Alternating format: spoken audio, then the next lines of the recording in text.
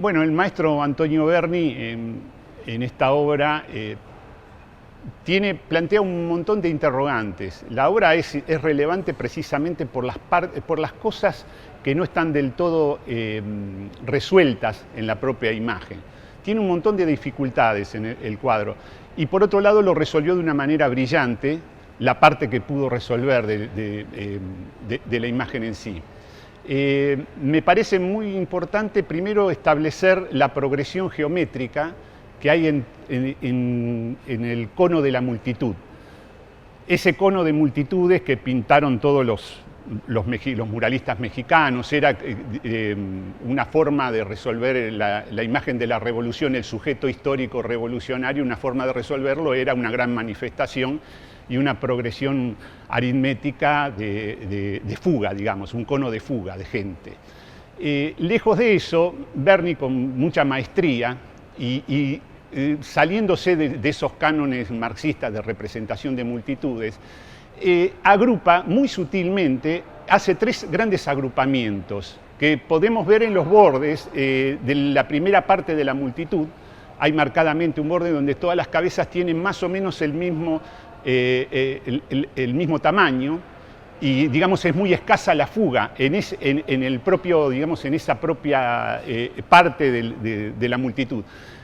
Hay un segundo lugar, un segundo agrupamiento donde las cabezas se achican notablemente y forman otro agrupamiento. Y después hay un tercero hacia el fondo e incluso un cuarto, muy hacia atrás. Toda esa es una progresión que podemos incluso medirla en los términos de la serie de Fibonacci, de la serie armónica de Fibonacci. Es decir, 1 serían las grandes cabezas del primer plano, después 2, después 3 y 5, y así sucesivamente hasta perderse en el horizonte. Esa forma de agrupamiento le da mucho mayor impacto y hace que individuemos mucho cada uno de los personajes, cosa que no sucede, que digamos, se convierte rápidamente en una multitud anónima en otras representaciones. En cambio, el anonimato no está presente ahí. Cada uno está ahí con su actitud frente al mundo, frente a la revolución, frente a la indigencia del momento. Pensemos en el momento histórico, ¿no? de grandes cambios. Se salía de la crisis, empezaban los fascismos.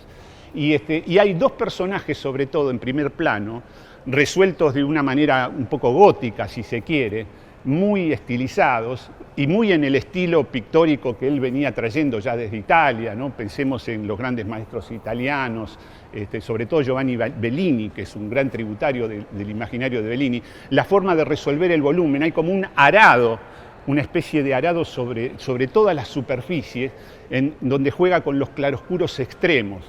Un poco después los metafísicos italianos, Cironi sobre todo, también van a trabajar en ese código.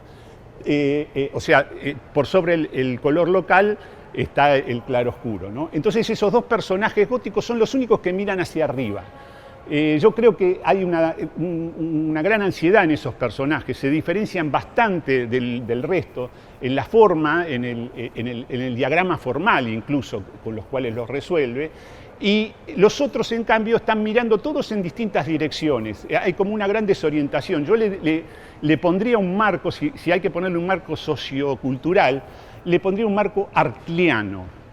Ya Roberto Arlt había editado sus Siete Locos un par de años antes o más, el Lanzallamas creo que era del 31 incluso, y los lanzallamas, ¿no? Y creo que ahí hay esa desorientación que confiesa Roberto Arlt, le hace decir a Erdosain, ¿no? que esperaba un mundo que no fuera ni marxista ni fascista, que fuera una ensalada de la cual no se entendiera nada. Creo que en esa ensalada Roberto Arlt incluso está anunciando algo de la presencia del peronismo también. Y acá en este cuadro está esa desorientación. Y sobre todo colapsa, la composición colapsa sobre todo en el centro, casi marcando una X, si uno puede imaginarlo, donde está el puño, la presencia del puño y la presencia del niño, con el pan en la mano, ¿no? Casi bajo el brazo. Entonces ahí hay una anunciación que incluso es entre religiosa y marxista.